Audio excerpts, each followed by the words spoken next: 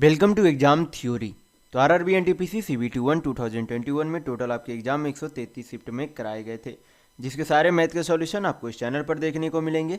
तो आज हम लोग इस वीडियो में 2/2/2021 के शिफ्ट 1 के सारे मैथ के प्रश्नों के सॉल्यूशन इस वीडियो में देखेंगे। तो वीडियो के अंत तक जरूर बने रहिएगा। तो अगर आप इस चैनल पर नए हैं तो हमारे चैनल को सब्सक्राइब जरूर कर ले। ये हमारा सोशल मीडिया प्लेटफॉर्म है, आप हमसे यहाँ भी जुड़ सकते हैं। इसके लिंक आपको इस वीडियो के डिस्क्रिप्शन बॉक्स में मिल जाएंगे। और इस वीडियो को अपने दोस्तों के साथ शेयर करना बिल्कुल भी नहीं भूलिएगा। तो हम लोग इस वीडियो में 2/2/2021 के शिफ्ट 1 के सारे मैथ के प्रश्नों के सॉल्यूशन देखने वाले हैं। बाकी जो भी आपको यहाँ पर पीला में देखने को मिल रहा है वो सारे शिफ्टों के मैथ के सॉल्यूशन इस चैनल पर पहले ही करा दिए गए हैं। तो ये सारी वीडियो आप हमारे चैनल के प्लेलिस्ट में जाकर देख सकते हैं। तो चलिए बढ़ते आज के प्रश्नों की ओर। देखेंगे क्वेश्चन नंबर 1। यहाँ पर क्वेश्चन में दिया गया है कि एक आयत की दो असमान भुजाओं का अनुपात 3:4 है। यदि इसका परिमाप 42 सेंटीमीटर है तो बीकर्ण की लंबाई ज्ञात कीजिए कि कितना होगा। तो यहाँ पर एक तरीके से क्या दिया गया है, इसे हम लोग क्या करते हैं, यहाँ पर ये 3 है ये 4 है, तो यहाँ पर अगर एक आयत यानी कि रेक्टेंगल है तो इस तरीके से दिया गया है कि लंबाई जो है 3 यूनिट है और चौड़ाई जो है कितना आपका 4 यूनिट है। तो आपसे पूछा क्या जा रहा है, विकर्ण पूछा जा रहा है। तो आपको पता होना चाहिए कि ये जो आपका एंगल होता है कितने का, 90 डिग्री का होता है। और 4 और 3 का ट्रिपलेट क्या बनता है, 5 बनता है। मैं पहले वाले वीडियो में काफ़ी बार ट्रिपलेट आपको काफ़ी सारा याद करा चुका हूँ। तो ट्रिपलेट ध्यान रखिएगा कि 3 और 4 का ट्रिपलेट क्या बनता है, 5। यानी कि विकर्ण जो होगा वो कितना होगा, 5 यूनिट होगा। तो यहाँ पर जो वैल्यू आया वो क्या है, 5 यूनिट वैल्यू है। ये आपका अभी एग्जैक्ट वैल्यू विकर्ण नहीं आया है। तो यहाँ पर जो है सबसे पहले जो हमें क्या करना होगा, परिमाप क्योंकि कुल दिया गया उसके हिसाब से यहाँ पर क्या करेंगे, यूनिट का वैल्यू निकालेंगे। तो किस तरीके से निकालेंगे, यहाँ पर क्या दिया गया, दो आसन भुजाओं का मान दिया गया, ये 3 यूनिट है ये 4 यूनिट है। तो यहाँ पर परिमाप का फॉर्मूला क्या हो जाता है, आयत के परिमाप का formula 2 into length plus breadth होता है। और टोटल परिमाप कितना दिया गया, 42 सेंटीमीटर दिया गया। तो यहाँ पर से हल करेंगे, 2 से काटेंगे तो 21 बार में चला जाएगा। लेंथ और ब्रेथ आपका कितना है, तो 4 और 3 आपके कितने हो जाएंगे, 7 यूनिट बराबर। टोटल आपके कितने, 21 है। 7 से काटेंगे 21 को, कितने बार में चला जाएगा, 3 बार में। यानी कि 1 यूनिट का वैल्यू कितना आ गया आपका, 3 आ गया। हमें क्या चाहिए, विकर्ण का वैल्यू चाहिए, यानी कि 5 यूनिट का वैल्यू चाहिए। तो अगर 1 यूनिट का वैल्यू 3 है तो 5 यूनिट का वैल्यू आपका कितना हो जाएगा, 15 सेंटीमीटर होगा। यानी कि जो आयत आपका जो रेक्टेंगल है वो उसके विकर्ण यानी कि डायगोनल की लंबाई कितनी है, तो 15 सेंटीमीटर है। तो यहाँ पर आपका ऑप्शन नंबर 3 बिल्कुल सही होगा। नेक्स्ट क्वेश्चन देखेंगे, क्वेश्चन नंबर 2। यहाँ पर क्वेश्चन में दिया गया है कि ए, बी और सी एक कार्य को क्रमशः 36, 54 और 72 दिनों में पूरा कर सकते हैं।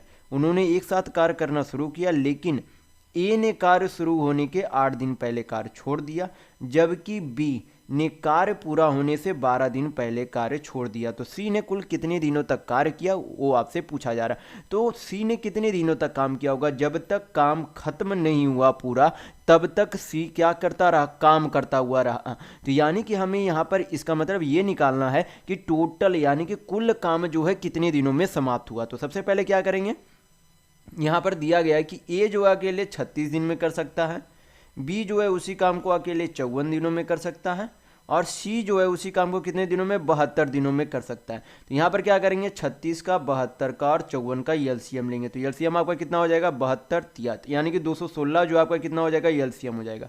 216 को 36 से डिवाइड करेंगे तो 6, 54 से डिवाइड करेंगे तो आपका 4, और 72 से डिवाइड करेंगे 3। तो यहाँ पर आपकी क्या आ गई, ए की कार्य क्षमता 6, बी की कार्य क्षमता 4 और सी की कार्य क्षमता 3 आ गई। तो और ये जो आपका होता है ये आपका क्या होता है, टोटल वर्क होता है। तो 216 आपका क्या है, टोटल वर्क, यानी कि इतना काम करना है। लेकिन इतना काम करने के लिए ए जो काम करता है यानी कि जितने दिनों में कार्य समाप्त होने वाला था उससे 8 दिन पहले ही क्या कर दिया, उसने काम छोड़ दिया। तो अगर हम लोग मान ले कि ए अपना काम ना छोड़ता और 8 जो बचे, जो उसने 8 दिन काम नहीं किया, अगर वो काम करता तो टोटल कितना काम करता, तो एक दिन में ए जो है 6 यूनिट काम करता है। और टोटल कितना दिन नहीं काम किया, तो 8 दिन नहीं काम किया। यानी कि अगर टोटल काम करता, तो अगर एक दिन में 6 काम करता तो 8 दिन में कितना काम कर लेता, तो 8 6 48 काम कर लेता। फिर उसी तरीके से यहाँ पर बोला गया कि जबकि बी जो है 12 दिन पहले छोड़ देता है, यानी कि बी ने जो है अपना 12 दिन का काम नहीं किया, तो बी जो है एक दिन में कितना काम करता है, 4 काम करता है। तो 12 दिन में टोटल कितना काम करता है, अगर बी अंतिम दिन तक रहता तो 12 चौक 48, यानी कि 48 यूनिट आर काम करता।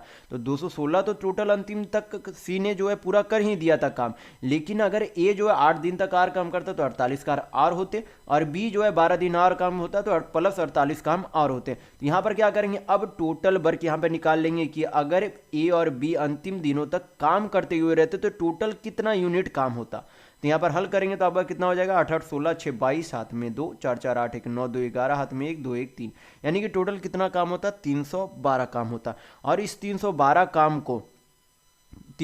काम को अब क्या हो गया, 312 काम ये जो आया, इससे हमें पता चल रहा है कि इसमें जो है ये जो हम लोगों ने टोटल वर्क यहाँ पे लाया है, यहाँ पर हम लोगों ने ये कर दिया कि तीनों जो है जितने दिन तक काम चला वो तीनों मिलकर उतने दिनों तक काम किए हैं। तो क्या करेंगे, ये टोटल वर्क है, टोटल इफिशियंसी से क्या कर देंगे, डिवाइड कर देंगे। तो टोटल इफिशियंसी आपका कितना हो जाएगा, 6 4 10 3 13। तो क्या करेंगे, यहाँ पर 13 से डिवाइड करेंगे तो आपका कितना आ जाएगा, 13 दूनी 26, 5 13 चौक 52, यानी कि उस कार्य को 24 दिनों में समाप्त कर लिया जाएगा। तो सी ने जो है कितने दिनों तक काम किया होगा, क्योंकि टोटल अगर 24 दिन में समाप्त हो रहा कार्य तो सी भी टोटल अंतिम दिनों तक यानी कि 24 दिनों तक कार्य किया होगा। तो यहाँ पर आपका ऑप्शन नंबर 1 बिल्कुल सही होगा। तो अगर आपको वीडियो पसंद आ रहा है तो लाइक करते जरूर चलिएगा। नेक्स्ट क्वेश्चन देखेंगे,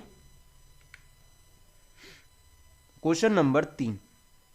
यहाँ पर क्वेश्चन में दिया गया है कि अतुलित एक पुराना साइकिल 4000 रुपये में खरीदता है और 400 रुपये उसके मरम्मत पर खर्च करता है। यदि वह उस साइकिल को 5000 रुपये में बेचता है तो उसका लाभ प्रतिशत कितना होगा, ये आपसे पूछा जा रहा है।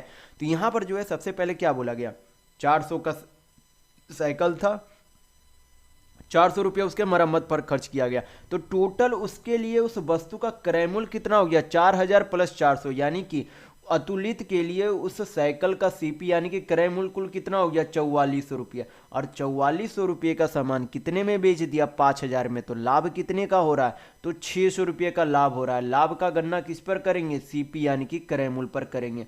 और प्रतिशत में हमें वैल्यू चाहिए तो क्या करेंगे, 100 से गुना कर देंगे, हल कर लेंगे। यहाँ पर से आपका प्रॉफिट परसेंट यानी कि लाभ प्रतिशत आ जाएगा। तो हल कर लेते, 2 शून्य चला गया, 2 से काटेंगे तो ये 3 बार में, ये आपका कितने 22 बार में चला जाएगा। 2 से काट लेते, ये 11 बार में, ये कितने बार में 50 बार में। तो आपका कितना आ जाएगा, 50 तिया 150 बटा 11%। पूर्णांक में हमें चाहिए तो आपका कितना हो जाएगा, 11 तो 1 आपका 4 तो 33, यानी कि 13.7 बटा 11%। ये आपका क्या आ गया, आंसर आ गया, यानी कि लाभ प्रतिशत आ गया। तो यहाँ पर आपका ऑप्शन नंबर 4 बिल्कुल सही होगा। नेक्स्ट क्वेश्चन देखेंगे, क्वेश्चन नंबर 4। यहाँ पर क्वेश्चन में दिया गया है कि 4 व्यक्ति ए बी सी और डी ने कार्य को क्रमशः 2/3 घंटे, 3/4 घंटे, 4/5 घंटे और 1/5 घंटों में पूरा किया जाता है। तो निम्नलिखित में से किसने कार्य पूरा करने में सबसे अधिक समय लगाया है। तो करना कुछ नहीं है, जो आपका फ्रैक्शन में वैल्यू दिया गया उसे क्या करेंगे, डेसिमल में चेंज कर देंगे, यानी कि दशमलव में चेंज कर देंगे। तो हमें पता चल जाएगा कि कौन सी संख्या बड़ी है। तो जो संख्या बड़ी होगी वही क्या हो रहा होगा, सबसे अधिक समय ले रहा होगा, क्योंकि ये जो यहाँ पर दिया गया है वो समय ही दिया गया है। तो यहाँ पर हल करेंगे तो 2/3 को आपका डेसिमल में चेंज करेंगे तो कितना हो जाएगा, 0.66 हो जाएगा। यहाँ पर करेंगे तो 3/4 तो 428 यानी कि 0.75 हो जाएगा।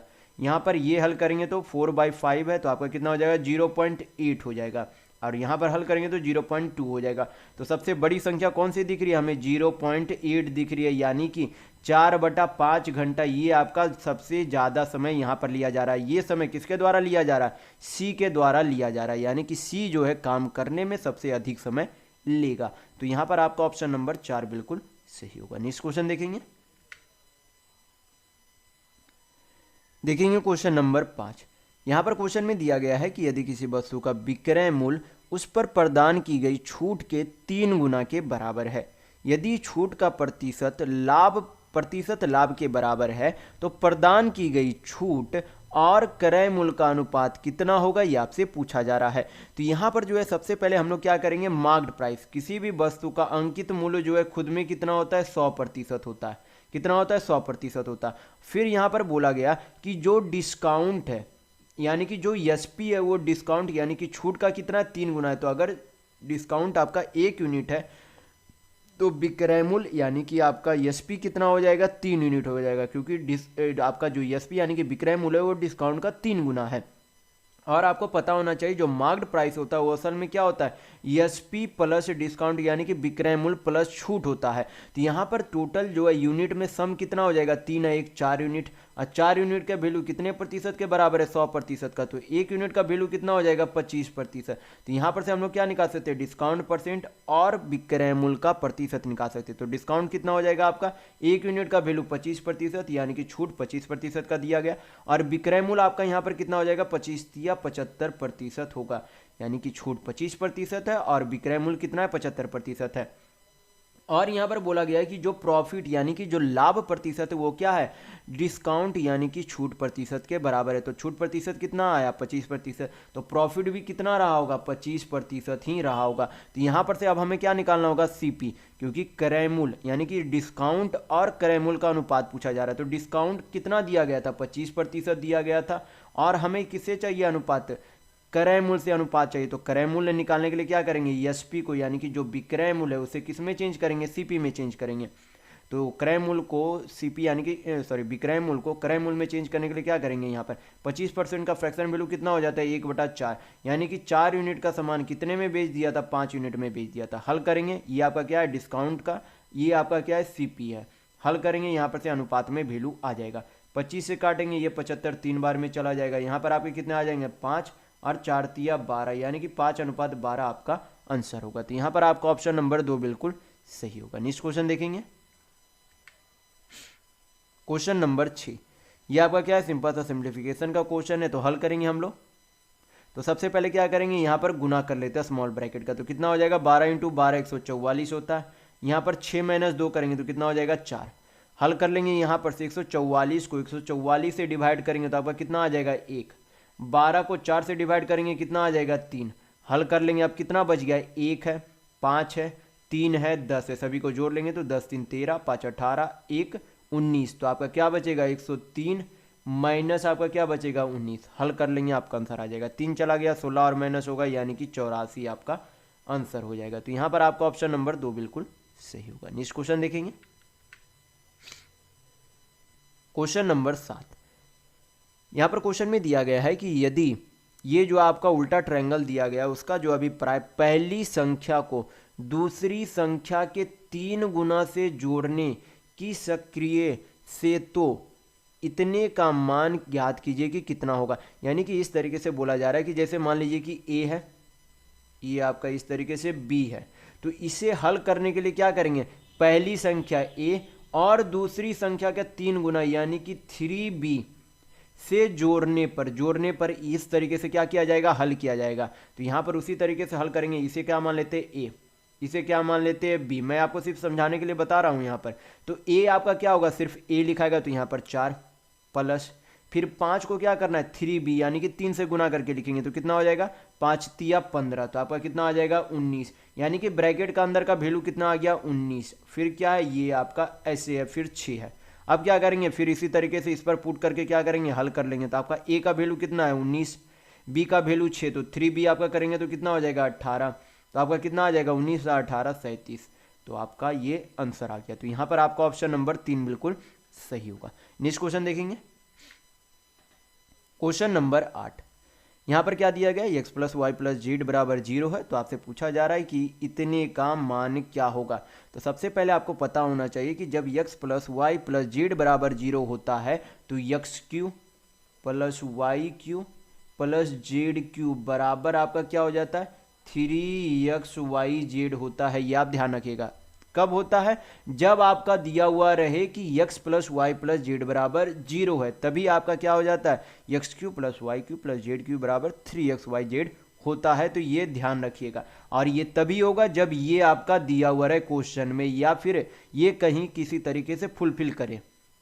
तो हल करेंगे, अब क्या करेंगे, यहाँ पर से हल कर लेते हैं। सबसे पहले एलसीएम यहाँ पर ले लेंगे, तो एलसीएम आपका क्या हो जाएगा, x y z आपका क्या हो जाएगा एलसीएम, ऊपर आपके क्या आ जाएंगे, ऊपर आपके यहाँ पर x³ हो जाएगा, फिर y³ हो जाएगा, फिर आपके क्या हो जाएंगे z³ हो जाएंगे। हल करेंगे, x³ + y³ + z³ बराबर आपका कितना हो जाएगा 3xyz, बाई आपका क्या हो जाएगा xyz हो जाएगा। हल करेंगे, ये एक्स वाई जेड चला गया तो आपका कितना आ जाएगा आंसर 3। तो यहाँ पर आपका ऑप्शन नंबर 3 बिल्कुल सही होगा। नेक्स्ट क्वेश्चन देखेंगे, क्वेश्चन नंबर 9। यहाँ पर क्वेश्चन में दिया गया है कि 16,000 रुपये की राशि पर समान ब्याज की दर पर 2 वर्षों में अर्जित हुए चक्रवृद्धि ब्याज और साधारण ब्याज के बीच का अंतर 1,000 रुपये था, तो वार्षिक ब्याज दर क्या है, ये आपसे पूछा जा रहा है। तो सिंपल सा फार्मूला होता है, जब 2 साल का चक्रवृद्धि ब्याज और साधारण ब्याज का अंतर दिया हुआ है तो फार्मूला आप ध्यान रखिएगा। फार्मूला क्या होता है, P into R square by 10,000 यानी कि 3,000 बराबर आपका क्या हो जाता है, चक्रवृद्धि ब्याज और साधारण ब्याज का अंतर होता है। तो ये फार्मूला ध्यान रखिएगा, जब ये आपका 2 साल के लिए यानी कि 2 ईयर का जब रहे तभी आपका ये फार्मूला बैठेगा। तो आप क्या करेंगे, यहाँ पर वैल्यू पुट करेंगे, आंसर आपका आ जाएगा। प्रिंसिपल यानी कि मूलधन कितना दिया गया, तो 16,000 रुपये दिया गया।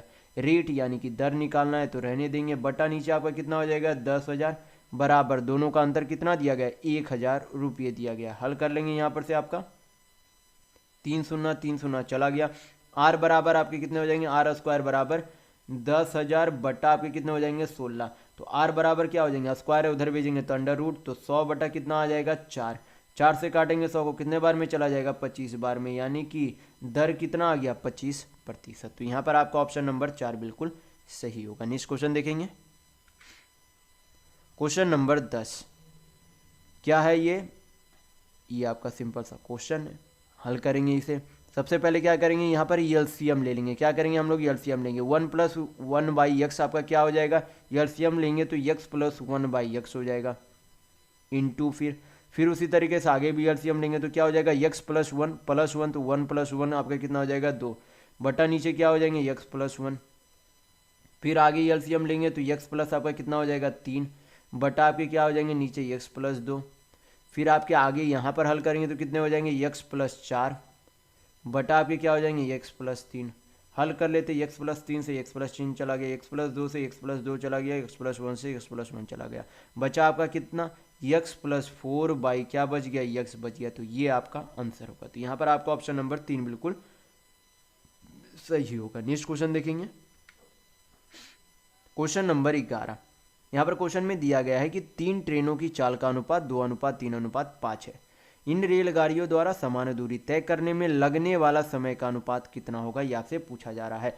तो आपको पता होना चाहिए कि स्पीड का उल्टा क्या होता है, टाइम होता है। यानी कि स्पीड जो होता है क्या होता है, इनडायरेक्टली प्रोपोर्शनल होता है किसके, टाइम के, यानी कि समय के। तो आपको पता होना चाहिए कि स्पीड का उल्टा टाइम और टाइम का उल्टा स्पीड, यानी कि समय का उल्टा चाल और चाल का उल्टा समय होता है। तो ये ध्यान रखिएगा। तो यहाँ पर चाल का अनुपात कितना दिया गया 2:3:5। तो चाल का उल्टा आपका क्या हो जाता है टाइम। तो टाइम के लिए क्या करेंगे, इसका रेसिप्रोकल कर देंगे, यानी कि 1/2 1/3 1/5, ये क्या हो जाएगा समय का अनुपात हो जाएगा। तो कौन सा ऑप्शन सही होगा, आपका ऑप्शन नंबर 2 बिल्कुल सही होगा। नेक्स्ट क्वेश्चन देखेंगे, क्वेश्चन नंबर 12।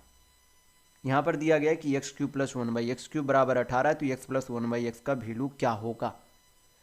तो आपको पता होना चाहिए कि जब x + 1/x का वैल्यू अगर a दिया हुआ रहे तो हम लोग क्या करते, x³ + 1/x³ का वैल्यू निकालने के लिए क्या करते, AQ - 3a करते। क्या करते, AQ - 3a करते। तो हम लोग क्या करेंगे, इस तरीके के प्रश्न को बाई ऑप्शन सबसे बेहतर तरीका होगा बनाने का। तो क्या करेंगे, x + 1/x का यहाँ पर 4 ऑप्शन दिए गए हैं, यहाँ पर वैल्यू यहाँ पर पुट करके देखेंगे AQ - 3a क्या 18 आएगा। जिसका 18 आंसर आएगा या 18 आपका मैच कर जाएगा वही आपका आंसर होगा। तो x + 1/x अगर 4 आंसर आपका रहता है तो 4 यहाँ पर पुट करेंगे तो कितना हो जाएगा आपका 4 चौक 16 चौक 64 - 4 तिया 12 64 - 12 आपका कितना हो जाएगा 52। यहाँ कितना 18, यानी कि ये ऑप्शन आपका गलत है। एक यहाँ पर पुट करेंगे तो आपका कितना हो जाएगा 1 - 3 हो जाएगा, AQ का यानी कि 1 का Q तो 1 और माइनस कितना हो जाएगा आपका 3, तो क्या आ जाएगा -2। हमें क्या चाहिए 18, ये भी नहीं हो सकता। 9 का करेंगे तो 9 9 में 81 9 729 - 27, तो कितना आ जाएगा 702। तो ये भी ऑप्शन आपका गलत है। 3 पुट करेंगे तो 3 तिया 9 तिया 27 - 3 तिया कितना हो जाएगा 9, तो 27 - 9 कितना आ रहा 18, जो कि आपका ऑप्शन से मैच कर रहा, यानी कि क्वेश्चन में मैच कर रहा है। तो यहाँ पर आपका ऑप्शन नंबर 4 बिल्कुल सही होगा। नेक्स्ट क्वेश्चन देखेंगे, क्वेश्चन नंबर 13। यहाँ पर क्वेश्चन में दिया गया है कि दो व्यक्ति ए और बी जो है क्रमशः 3 किलोमीटर प्रति घंटा और 4 किलोमीटर प्रति घंटा की चाल से एक बिंदु से चलना शुरू करते हैं। यदि वे एक ही दिशा में आगे बढ़ते हैं तो 6 घंटे बाद उनके बीच की दूरी कितनी होगी, आपसे पूछा जा रहा है। तो यहाँ पर जो है खास करके बोला गया है कि एक ही दिशा में जो है दोनों आगे जाते हैं और 6 घंटे बाद कितनी दूरी होगी। तो डिस्टेंस का आपको फार्मूला पता होना चाहिए कि दूरी बराबर चाल इंटू समय होता है, यानी कि स्पीड इंटू टाइम होता है। तो ये फार्मूला ध्यान रखिएगा कि दूरी बराबर चाल इंटू समय, यानी कि डिस्टेंस बराबर स्पीड इंटू टाइम होता है। तो स्पीड कितना हो जाएगा, दोनों जो है एक ही दिशा में जा रहे हैं तो चाल क्या हो जाएगा, घटेगा। तो 4 - 3 करेंगे तो कितना हो जाएगा, 1 किलोमीटर प्रति घंटा चाल हो जाएगी।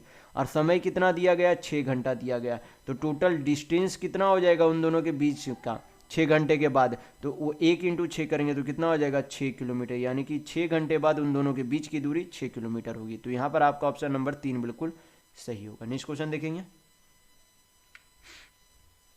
Question number 14। यहाँ पर क्या करना है, इसे हल करना है। तो हल करेंगे। यहाँ पर सिंपल सा क्वेश्चन है। ये जो आपका क्या हो जाता है, ये फार्मूला आपका है, फार्मूला है, लेकिन आपका यहाँ पर फार्मूला नहीं बैठा। डायरेक्ट हम लोग क्या करेंगे, यहाँ पर वैल्यू पुट करेंगे।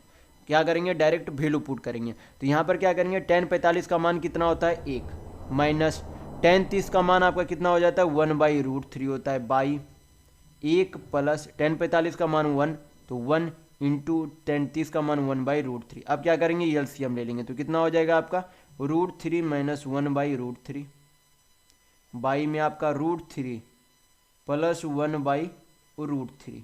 हल कर लेंगे, √3 चला गया। अब क्या करेंगे, यहाँ पर √3 माइनस 1 है, बाई √3 क्या है आपका +1 है। अब क्या करेंगे, इसका रैशनलाइज करेंगे। तो रैशनलाइज करेंगे तो आपका क्या हो जाएगा, √3 माइनस 1/√3 माइनस 1, ऊपर का होल स्क्वायर हो जाएगा। तो होल स्क्वायर को हल करेंगे तो कितना हो जाएगा, 3 × 1 4 माइनस 2√3 बटा नीचे आपका कितना आ जाएगा, 3 में से 1 जाएगा तो 2। हल करेंगे, 2 से डिवाइड कर देंगे तो आपका कितना आ जाएगा, 2 माइनस √3। ये आपका क्या आ गया, आंसर आ गया। तो यहाँ पर आपका ऑप्शन नंबर 4 बिल्कुल सही होगा। नेक्स्ट क्वेश्चन देखेंगे, क्वेश्चन नंबर 15। यहाँ पर क्वेश्चन में दिया गया है कि रूपट ने 46 रुपये में एक पुराना टीवी खरीदा। इसके ठीक करवाने के लिए उसने कुछ और पैसे खर्च किया और उसके बाद उसने इसे 5,406 रुपये में बेच दिया। इससे उसे 6% का लाभ हुआ। तो रूपट ने टीवी ठीक करवाने में कितना खर्च किया। तो सबसे पहले हमें क्या निकालना होगा, उस टीवी का क्रय मूल्य यानी कि सीपी निकालना होगा। तो उसे बेचा कितने में, 5,406 रुपये में बेचा। कितने का लाभ होता है, 6% का लाभ होता है। तो क्या करेंगे, 100/106।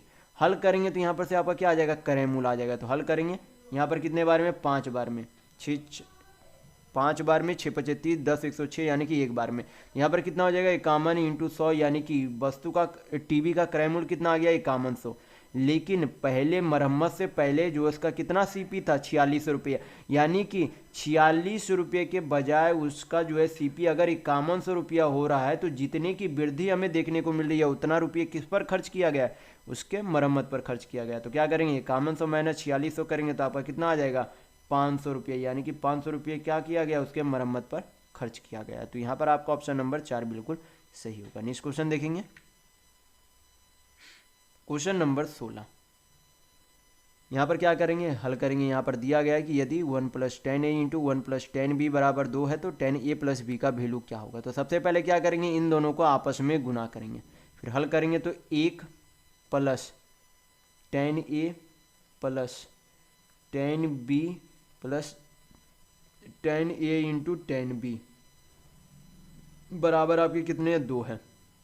अब यहाँ पर से हल कर लेंगे तो 10a + 10b बराबर 1 को उधर भेजेंगे तो क्या बचेगा, 2 - 1 तो 1, 1 - 10a × 10b। तो यहाँ पर अब हल करेंगे, यहाँ पर से इसे क्या करेंगे, नीचे भेज देते। तो आपका क्या हो जाएगा, 10a + 10b by 1 - 10a × 10b बराबर आपके कितने हैं, 1। कितने हैं, 1, क्योंकि यहाँ पर से हम लोगों ने सारा क्या किया, यहाँ पर से नीचे इसके लिए आया। तो आपको पता होना चाहिए कि 10a + 10b by 1 - 10a × 10b किसका फार्मूला होता है, टेन ए प्लस बी का फार्मूला होता है। किसका फार्मूला होता है? टेन ए प्लस बी का फार्मूला होता है। तो टेन ए प्लस बी का ही हमें क्या चाहिए था? वैल्यू चाहिए था, क्योंकि क्या पूछा जा रहा था? टेन ए प्लस बी। तो टेन ए प्लस बी का वैल्यू कितना आया? 1 आया। तो यहाँ पर आपका ऑप्शन नंबर 3 बिल्कुल सही होगा। नेक्स्ट क्वेश्चन देखेंगे, क्वेश्चन नंबर 17। यहाँ पर क्या दिया गया? 5.4 का क्यू, ये आपका क्या है? 0.064। ये असल में क्या है? 0.4 का क्या है? क्यूब है। क्या है? क्यूब है। तो ऊपर हमें ये क्या देखने को मिल रहा है? एक तरीके से इसे कुछ समय के लिए ए मान लेते हैं। मैं ये आपको समझाने के लिए बता रहा हूँ कि इसे ए मान लेते, इसे क्या मान लेते? बी। तो ए क्यू माइनस बी क्यू, नीचे 5.4 को क्या माना था? ए। तो क्या दिख रहा है? ए स्क्वायर।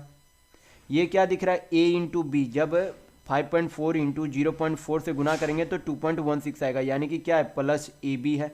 फिर प्लस क्या है आपका? ये आपका बी स्क्वायर है। तो आपको पता होना चाहिए कि A cube minus B cube का फॉर्मूला क्या होता है? A minus B into A square plus A B plus आपका क्या हो जाता है? बी स्क्वायर होता है। नीचे यहाँ पे क्या दिए गए? A square plus A B plus B square ही दिया गया। तो ये और ये आपका आपस में क्या हो जाएगा? कट जाएगा। तो क्या बचा? ए माइनस बी। तो ए हम लोगों ने किसे माना था? 5.4 को माना था। और बी किसे माना था? 0.4 को माना था।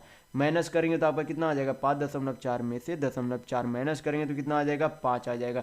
यानी कि ए माइनस बी का वैल्यू कितना आएगा? 5। तो यहाँ पर आपका ऑप्शन नंबर 3 बिल्कुल सही होगा। नेक्स्ट क्वेश्चन देखेंगे, क्वेश्चन नंबर 18। यहाँ पर क्वेश्चन में दिया गया है कि एक चतुर्भुज के कोणों का अनुपात 1:3:4:7 है। सबसे बड़े और सबसे छोटे कोणों के मापों का अंतर ज्ञात कीजिए कि कितना होगा। तो यहाँ पर सबसे पहले हमें क्या निकालना होगा? यहाँ पर ये 1 यूनिट है, 3 यूनिट है, 4 यूनिट है, 7 यूनिट है। यहाँ पर क्या निकालना होगा? 1 यूनिट का कितना डिग्री वैल्यू होगा, पहले वो निकालेंगे हम लोग। तो सबसे पहले यूनिट का सम कितना हो जाएगा? 7 4 11 3 14 1 15। टोटल डिग्री में जो है वैल्यू कितना है? 15 यूनिट। और आपको पता होना चाहिए कि किसी भी चतुर्भुज, कोई भी क्वाड्रिलेटरल हो, रेक्टेंगल हो, स्क्वायर हो, रोम्बस हो, पैरेललोग्राम हो, कोई भी आपका चतुर्भुज होता है या फिर कोई भी अन्य टेढ़ा मेढ़ा कोई भी 4 भुजा वाला कोण हो, उनके सभी कोणों का सम कितना होता है? 360 डिग्री, यानी कि 360 डिग्री होता है। तो 15 से क्या करेंगे? इसे काटेंगे तो 15 दूनी 30, 15 चौक 60। तो यहाँ पर से 1 यूनिट का वैल्यू कितना आ गया? 24 डिग्री के बराबर वैल्यू आ गया। पूछा क्या जा रहा है? सबसे बड़ा। तो सबसे बड़ा कौन है? 7 यूनिट। और सबसे छोटा कौन है? 1 यूनिट। पूछा क्या जा रहा है? दोनों का अंतर, यानी कि डिफरेंस पूछा जा रहा है। तो दोनों का अंतर कितना हो जाएगा? 7 यूनिट माइनस 1 यूनिट, यानी कि 6 यूनिट। तो अगर 1 यूनिट का वैल्यू 24 डिग्री है तो पूछा क्या जा रहा है? 6 यूनिट का वैल्यू। तो क्या करेंगे? इंटू 6। तो 24 छक्का आपका कितना हो जाता है? 144 डिग्री, यानी कि बड़ा कोण और सबसे छोटा कोण का अंतर 144 डिग्री है। तो यहाँ पर आपका ऑप्शन नंबर 1 बिल्कुल सही होगा। नेक्स्ट क्वेश्चन देखेंगे, क्वेश्चन नंबर 19। यहाँ पर क्वेश्चन में दिया गया है कि एक विक्रेता एक वस्तु 500 रुपये में खरीदता है और उसे 550 रुपये में बेचता है, तो लाभ प्रतिशत ज्ञात कीजिए कि कितना होगा। तो निहायत ही ये आपका आसान सा क्वेश्चन है। 500 का सामान है, 550 में बेचा, कितने का लाभ हो रहा है? 50 रुपये का। किस में गणना करेंगे? सीपी पर गणना करेंगे। प्रतिशत में वैल्यू चाहिए, 100 से गुना करेंगे, हल करेंगे, आंसर आएगा 2 शून्य 2 शून्य चला गया, 5 से 50 10 बार में चला जाएगा, यानी कि प्रॉफिट परसेंट कितना है? 10%। तो यहाँ पर आपका ऑप्शन नंबर 2 बिल्कुल सही होगा। नेक्स्ट क्वेश्चन देखेंगे,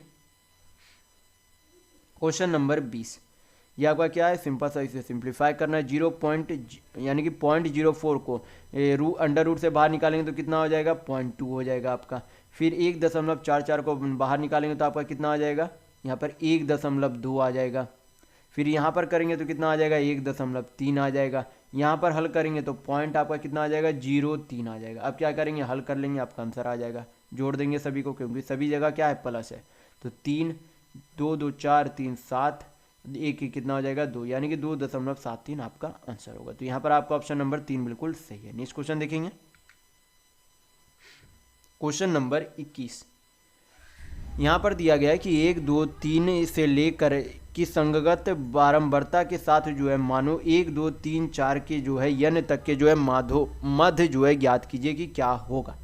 तो यहाँ पर सबसे पहले क्या करना होगा? इनका जो है बारंबारता का योग निकालना होगा। इनके योग से फिर क्या कर देंगे, डिवाइड कर देंगे, तो आपका क्या निकल जाएगा, माध्य यानी कि मीन निकल जाएगा। तो संगत बारंबारता ये आपका क्या बन जाता है, एक तरीके से संगत बारंबारता, यानी कि 1 × 1 है, 2 × 2 है, 3 × 3 है, 4 × 4 है, इस तरीके से। यानी कि हमें जो है दो दो प्रत्येक संख्या का क्या आपस में डबल गुणज यानी कि बारंबारता गुणज दिख रही है। तो गुणज गुणज है तो एक तरीके से आपका संख्या क्या बन जाएगी, ये बन जाएगी कि 1 का स्क्वायर है, 2 का स्क्वायर है, 3 का स्क्वायर, इस तरीके से लेकर n स्क्वायर तक है। तो यहाँ पर आपको पता होना चाहिए कि सबसे पहले तो आपको फार्मूला पता होना चाहिए कि लगातार प्राकृतिक संख्याओं के वर्गों का योग का फार्मूला। तो फार्मूला आपका क्या हो जाता है, n × n+1 2n+1 बाई आपका क्या हो जाता है, 6 हो जाता है। और ये क्या है, लगातार प्राकृतिक संख्या। तो लगातार प्राकृतिक संख्याओं का योग का फार्मूला क्या हो जाता है, n+1 n+1 बाई आपका क्या हो जाता है, 2 हो जाता है। तो क्या करेंगे, इसके योग से इसके योग का क्या करेंगे, डिवाइड करेंगे, तो आपका माध्य यानी कि मीन निकल जाएगा। तो यहाँ पर ही हम लोग डिवाइड कर लेते हैं यहाँ पर। तो यहाँ पर क्या करेंगे, n+1 से n+1 चला गया, n से n चला गया, 2 से 6 कितने बार में चला जाएगा, 3 बार में चला जाएगा। तो आपका आंसर कितना आ जाएगा, 2n+1 बाई कितना आ जाएगा, 3 आ जाएगा। यानी कि आपका ऑप्शन नंबर 4 बिल्कुल सही होगा। नेक्स्ट क्वेश्चन देखेंगे क्वेश्चन नंबर 22। यहाँ पर क्वेश्चन में दिया गया है कि 4 गायों को 28 मीटर लंबी भुजा वाले वर्गाकार खेत के चारों कोनों पर इस प्रकार बांधा गया है ताकि प्रत्येक गाय आसन्न कोनों में बंधी 2 गायों को छू सके। यदि वर्गाकार खेत के अंदर के क्षेत्र में मौजूद वह घास जो गायों की पहुंच में थी, उन्हें वह जो है 22 दिन तक खिलाने के लिए पर्याप्त थी, तो वह घास जो गायों की पहुंच से बाहर थी उन गायों को कितने दिन तक खिलाने के लिए पर्याप्त होगी यदि कोई इसे काट लेता है और चरे जाने योग्य भाग के अंदर डाल देता है। तो मैं यहाँ पर आपको फिगर से समझाने की कोशिश करता हूँ कि क्वेश्चन में आखिरकार आपसे बोला क्या जा रहा है। तो यहाँ पर सबसे पहले क्या करेंगे, एक वर्गाकार खेत बना लेते। तो ये आपका क्या है, वर्गाकार खेत है जिसकी भुजा की लंबाई कितनी दी गई है, 28 मीटर दी गई है। यानी कि इसके चारों भुजा बराबर होती है, यानी कि इसके चारों भुजा की लंबाई कितनी है, 28 मीटर ही है। तो फिर बोला गया कि चारों कोनों पर, जैसे कि पहला कोना पर यहाँ पर गाय बांध दिया गया, फिर यहाँ पर गाय को बांध दिया गया, फिर यहाँ पर गाय को बांध दिए गए।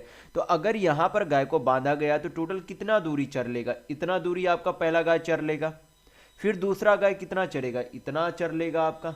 फिर जो तीसरा होगा वो कितना चर लेगा, इतना आपका भाग चर लेगा। और जो चौथा आपका होगा, तीसरा आपका यहाँ तक चर लेगा, और चौथा जो होगा वो इतने भाग को चर लेगा। तो ये जो इतना भाग चरा गया तो बच कितना गया, ये आपको भाग दिख रहा है बीच में, वो भाग क्या हुआ, किसी भी गाय द्वारा नहीं चरा गया है। तो यही आपसे क्वेश्चन में पूछा जा रहा है कि अगर यहाँ वाले घास को काट कर इन सभी चारों गायों को खिला दिया जाता है तो कितने दिन के लिए, यानी कि ये जो घास बचा हुआ है वो घास इन चारों गायों के लिए कितने दिन के लिए पर्याप्त होगा, ये आपसे पूछा जा रहा है। तो यहाँ पर सबसे पहले हम लोग क्या करेंगे, ये जो आपका वर्गाकार खेत है पहले उसका क्षेत्रफल निकालेंगे। तो ये वर्गाकार क्षेत्रफल हमें निकालना है, तो किसी भी वर्ग के क्षेत्रफल का फॉर्मूला क्या होता है, भुजा का स्क्वायर यानी कि साइड स्क्वायर। तो भुजा की लंबाई कितनी दी गई है, तो 28 मीटर दी गई है। तो 28 का स्क्वायर करेंगे तो कितना होता है, तो 28 का स्क्वायर आपका 784 होता है। यानी कि पूरे खेत की जो आपकी एरिया है, पूरे आपका जो खेत है उसका टोटल क्षेत्रफल कितना है, तो 784 मीटर स्क्वायर है। उसमें से ये जो आपका क्वार्टर सर्कल 4 जगह से क्या कर लिया गया, उतने भाग को गाय द्वारा खा लिया गया। तो क्वार्टर सर्कल यहाँ एक क्वार्टर सर्कल, यहाँ एक क्वार्टर सर्कल, यहाँ एक क्वार्टर सर्कल। तो क्या हमें देखने पर दिखाई दे रहा है कि ये 4 क्वार्टर सर्कल है। तो ये सभी अगर क्वार्टर सर्कल को एक साथ जोड़ देंगे तो क्या ये बन जाएगा, एक सर्कल बन जाएगा। यानी कि अगर हम लोग एक सर्कल का एरिया निकाल ले जो कि इसके त्रिज्या, यहाँ पर सबसे पहले आपको फिर पता होना चाहिए कि इसकी त्रिज्या कितनी होगी, पूरी लंबाई कितनी 28 मीटर। तो यहाँ से लेकर यहाँ तक क्या होगी, क्वार्टर सर्कल की त्रिज्या यानी कि रेडियस होगी। तो रेडियस अगर पूरी लंबाई 28 मीटर है तो आधी कितनी हो जाएगी, 14 मीटर। ये क्या हो गई, रेडियस हो गई क्वार्टर सर्कल का। तो ये 4 क्वार्टर सर्कल मिलकर क्या बनाएगी, एक सर्कल बनाएगी। तो हम लोग क्या करेंगे, एक सर्कल का एरिया निकाल देंगे और क्या कर देंगे, टोटल क्षेत्रफल में से माइनस कर देंगे। तो हमें पता चल जाएगा कि कितने क्षेत्रफल का अभी भी घास बचा हुआ है चरने के लिए। तो क्या करेंगे, सबसे पहले अब एक सर्कल का एरिया निकाल लेते। तो सर्कल के एरिया का फॉर्मूला क्या हो जाता है, पाई आर स्क्वायर होता है। यानी कि पाई का वैल्यू 22/7, त्रिज्या कितनी आपकी है 14। तो 14 × 14 करेंगे, हल करेंगे, 7 दूनी 14, 14 दूनी 28, 28 दूनी 56, 6 5, और 28 दूनी 56 और 5 आपका कितना हो जाएगा 61। यानी कि इतने भाग को क्या कर लिया गया, चर लिया गया। तो इसमें से माइनस कर देंगे टोटल एरिया में से, तो हमें पता चल जाएगा कि कितना एरिया का घास अभी भी बचा हुआ है। तो माइनस करेंगे तो आपका कितना आ जाएगा 8। यहाँ पर आपका 7, 7 में से 1 गया 6, और यहाँ पे 7 में से 6 गया 1, यानी कि 168 मीटर स्क्वायर का अभी भी इतने क्षेत्रफल का अभी भी क्या बचा हुआ है, घास बचा हुआ है। तो अब यहाँ पर से हम लोगों को निकालना पड़ेगा कि वह एक दिन में चारों गाय द्वारा मिलाकर एक दिन में कितने एरिया का घास चरा जाता है। तो कितने एरिया का घास चरा गया था, ये जो 616 मीटर स्क्वायर आया था उतना ही घास कितने दिन में चरा गया था, तो 22 दिन में चरा गया था। तो अगर कुल घास जितने एरिया का घास चरा गया है 22 दिन में, अगर उसे 22 से डिवाइड कर दे तो हमें पता चल जाएगा कि एक दिन में कुल गाय ने, एक दिन में टोटल चारों गाय ने मिलाकर कितना घास, यानी कि कितने एरिया का घास चरा था। तो हल कर लेते, 11 से पहले काट लेते, तो 11 दूनी 22, 11 पचे 55, ये 6 बार में 2 से फिर कटा तो 28 से काट लेंगे आपका। तो कितना आ जाएगा यहाँ पर से 28, यानी कि प्रतिदिन चारों गायों द्वारा मिलाकर 28 मीटर स्क्वायर, यानी कि इतने एरिया का जो घास है वो चारों गाय द्वारा चर लिया जाता है। तो हमें निकालना है कि इतने एरिया का, यानी कि 168 मीटर स्क्वायर एरिया का अभी भी घास बचा हुआ है, तो कितने दिन में चरेगा। तो क्या करेंगे, एक दिन में जितने एरिया का घास चरता है उससे क्या कर देंगे, डिवाइड कर देंगे, तो आपका आंसर आ जाएगा। तो 168 28 से कितने बार में चला जाएगा, 6 बार में चला जाएगा। यानी कि जितने एरिया का घास बचा हुआ है उन पूरे घास को उन 4 गाय द्वारा कितने दिन में चर लिया जाएगा, तो 6 दिन में चर लिया जाएगा। तो यहां पर आपका ऑप्शन नंबर 4 बिल्कुल सही होगा। नेक्स्ट क्वेश्चन देखेंगे, क्वेश्चन नंबर 23। यहां पर क्वेश्चन में बोला जा रहा है कि ए, बी और सी एक साथ एक वृत्ताकार स्टेडियम के परित घूमना शुरू करते हैं और वे क्रमशः 42 सेकेंड, 63 सेकेंड और 84 सेकेंड में एक एक चक्कर पूरा करते हैं। तो चलना शुरू करने के कितने समय बाद वे पुनः आरंभ बिंदु पर मिलेंगे, ये आपसे पूछा जा रहा है। तो इस तरीके के प्रश्न में करना कुछ नहीं होता, ये जो तीनों समय दिए गए उनका क्या करेंगे, एलसीएम यानी कि लघुत्तम समावर्तक निकाल लेंगे। जो आपका एलसीएम होगा वही क्या होगा, आंसर होगा। तो यहाँ पर मैं अगर पहले वाले वीडियो देखे होंगे तो मैं काफ़ी बार बता चुका हूँ सिंपल सा एलसीएम निकालने का तरीका। तो सबसे पहले क्या करते हैं हम लोग, सबसे बड़ी संख्या लेते हैं। तो सबसे बड़ी संख्या 84 इंटू उससे छोटी संख्या 63। 63 का जब कॉमन देखेंगे तो 63 क्या होता है, 21 इंटू 63 होता है, और 21 तो पहले ही किस में कॉमन आ गया, 84 में कॉमन आ गया, तो बचा क्या, 3 बचा। फिर 42 है तो 42 तो आपका पहले ही कॉमन आ गया किस में, 84 में। तो क्या करेंगे, गुना कर देंगे तो आपका एलसीएम निकल जाएगा। कितना हो जाएगा, 4 तिया 12, 8 तिया 24, 1 25, यानी कि 252 सेकेंड इतने का क्या लगेगा, वापस एक दूसरे को, यानी कि एक ही बिंदु पर वापस कितने समय बाद मिलेंगे, तो 252 सेकेंड बाद मिलेंगे। तो यहाँ पर आपका ऑप्शन नंबर 3 बिल्कुल सही होगा। नेक्स्ट क्वेश्चन देखेंगे, क्वेश्चन नंबर 24। यहाँ पर बोला जा रहा है कि किसी राशि के 32% के 40% का 60% 432 के बराबर है। तो आपसे पूछा जा रहा है कि वह राशि ज्ञात कीजिए कि कितनी है। तो सबसे पहले हम लोग क्या करेंगे, राशि मान लेते कि यक्स है। फिर क्या बोला गया कि राशि का 32%, तो 32% का फ्रैक्शन वैल्यू कितना होगा, तो 32% का फ्रैक्शन वैल्यू 8/25 होगा। फिर क्या करेंगे, 40% का फ्रैक्शन वैल्यू, तो 40% का फ्रैक्शन वैल्यू कितना होगा, 2/5 होगा। फिर 60% का फ्रैक्शन वैल्यू कितना हो जाएगा आपका, 3/5 होगा। और ये सब करने के बाद किसके बराबर संख्या दी गई है, तो बोला गया है कि जो संख्या वो किसके बराबर है, तो 432 के बराबर है। हल करेंगे, जो यक्स का वैल्यू आएगा वही आपका आंसर होगा। तो हल कर लेते हैं, 8 दूनी 16, 16 दूनी 32 और 16 दूनी 32, 11, 16 सत्ते 112, 3 से 27 9 बार में चला जाएगा। तो यक्स बराबर आपका कितना आ जाएगा, 5 पचे 25, 25 पचे 625, 625 इंटू 9 तो 25 9 225, 2 25 आपका कितना था, 6 9 6 54 और 2 आपका कितना हो जाएगा 56, यानी कि वह राशि कितनी आ गई, तो वह राशि 5625 रुपये आ गई। तो यहाँ पर आपका ऑप्शन नंबर 3 बिल्कुल सही होगा। नेक्स्ट क्वेश्चन देखेंगे, क्वेश्चन नंबर 25। ये आपका क्या करना है, इसको सिंपल सा सिंप्लीफाई करना है। √225 दिया गया है। मैं काफ़ी बार पहले वाले वीडियो में बोल चुका हूँ कि 1 से 30 तक का स्क्वायर आप हमेशा याद रखेंगे, और 1 से 10 तक का तो कंपलसरी है, क्यूब भी आप याद रखिएगा। एक्स्ट्रा में आप याद रख लीजिएगा 11 का 12 का और 21 का याद रख लीजिएगा। ये तीनों जो आपका कंपाउंड इंटरेस्ट के जब प्रश्न रहेंगे तो इन तीनों का क्यूब आपको उसमें काफ़ी हद तक मदद करेंगे। तो ये तीन चीज़ आप याद रखिएगा, 1 से 30 तक का स्क्वायर, 1 से 10 तक का क्यूब और 11, 12 और 21 का भी क्यूब याद रखिएगा। तो यहाँ पर हल कर लेते। तो अगर आपको पता होगा क्यूब तो आपको पता होना चाहिए कि 225 जो है किसका क्यूब, सॉरी किसका अंडर रूट होता है, तो 15 का होता है, यानी कि 15 वैल्यू होगा। तो ये बटा नीचे 14, 196 किसका स्क्वायर होता है तो 14 का। तो यहाँ पर आपका कितना हो जाएगा 14 बटा 22 इंटू 484 किसका स्क्वायर होता है तो 22 का स्क्वायर होता है, बटा नीचे कितना हो जाएगा 15। हल करेंगे आंसर आ जाएगा 22 से 22 चला गया, 15 से 15 चला गया, 14 से 14 चला गया। आपका आंसर कितना आ गया 1 यानी कि 1। तो यहाँ पर आपका ऑप्शन नंबर 2 बिल्कुल सही होगा। नेक्स्ट क्वेश्चन देखेंगे, क्वेश्चन नंबर 26। यहाँ पर क्वेश्चन में दिया गया है कि साधारण ब्याज की किस दर पर कोई राशि 10 वर्षों में स्वयं की दुगनी हो जाएगी, ये आपसे पूछा जा रहा है। तो मैं काफ़ी बार पहले वाली वीडियो में बता चुका हूँ कि कोई भी जो मूलधन होता है वो खुद में कितना होता है 100% होता है। तो बोला जा रहा है कि वह मूलधन कितनी हो जाती है 2 गुना हो जाती है, यानी कि 100% की कोई धनराशि कितनी हो जाती है 200% हो जाती है। तो 100% से अमाउंट यानी कि मिश्र धन कितना हो जाता है 200% हो जाता है। अगर अमाउंट माइनस प्रिंसिपल करेंगे तो आपका क्या आ जाएगा साधारण ब्याज। तो 200 माइनस 100 करेंगे तो कितना आ जाएगा 100%, यानी कि 10 सालों में कुल कितना ब्याज प्राप्त होता है 100% का ब्याज प्राप्त होता है। तो हमें क्या चाहिए रेट यानी कि दर चाहिए। तो दर निकालने के लिए क्या चाहिए, दर मतलब होता है 1 साल का ब्याज। तो अगर 10 साल में 100% ब्याज लगता है तो 1 साल का ब्याज निकालने के लिए क्या करेंगे 10 से डिवाइड कर देंगे। हल करेंगे आपका रेट यानी कि दर आ जाएगा। तो 0 से 0 चला गया, यानी कि रेट आपका दर कितना आ गया 10% प्रति दर वर्ष के दर से ब्याज लगता है। तो यहाँ पर आपका ऑप्शन नंबर 4 बिल्कुल सही होगा। नेक्स्ट क्वेश्चन देखेंगे, क्वेश्चन नंबर 27। यहाँ पर क्या करना है, इसे सिंप्लीफाई करना है, सिंप्लीफाई करेंगे आंसर लाएंगे। तो हल कर लेते हैं। यहाँ पर से क्या करेंगे पहले इसका एलसीएम लेंगे। तो अंडर रूट एक्स क्या बन जाएगा यक्स बन जाएगा, प्लस यहाँ पर 1 माइनस यक्स अंडर रूट है, यहाँ भी 1 माइनस एक्स अंडर रूट है, दोनों गुना करेंगे तो क्या हो जाएगा 1 माइनस एक्स हो जाएगा, बटा नीचे में क्या हो जाएगा under root x into 1 minus x हो जाएगा, बराबर आपके कितने आ जाएंगे 25/12 आ जाएंगे। कितने आ जाएंगे 25/12। यक्स से यक्स आपका चला गया।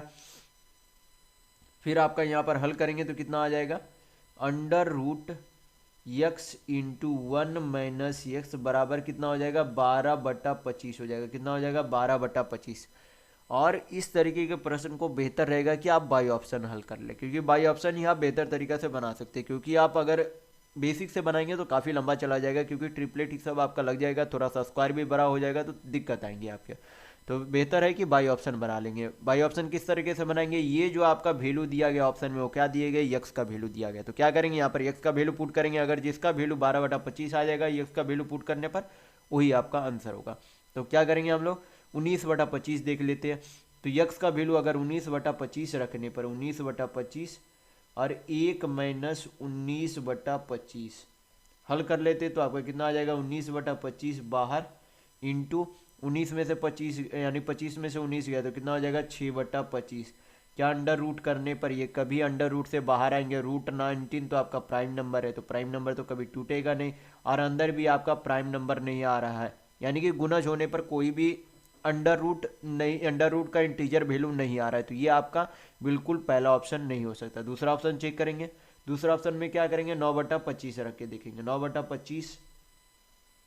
फिर आपका क्या है 1 माइनस 9/25 हल करेंगे तो आपका कितना आ जाएगा 9/25। 25 में से 9 जाएगा तो कितना हो जाएगा 16/25। 16 नंबर 144 यानी कि 12/25 आपका आंसर आ रहा है ऑप्शन नंबर 2 का 9/25 पुट करने से। तो यहाँ पर 16/25 पुट करके देख लीजिए आप, 16/25 भी पुट करेंगे तो आपका आंसर आ जाना चाहिए, क्योंकि यहाँ पर 16/25 1 माइनस 16/25 यानी कि 9/25 आ जाएगा। तो ये अब वापस आपका कितना आ जा रहा है 12/25 आ रहा है, यानी कि आपका यहाँ पर ऑप्शन नंबर 2 ही बिल्कुल सही होगा। नेक्स्ट क्वेश्चन देखेंगे,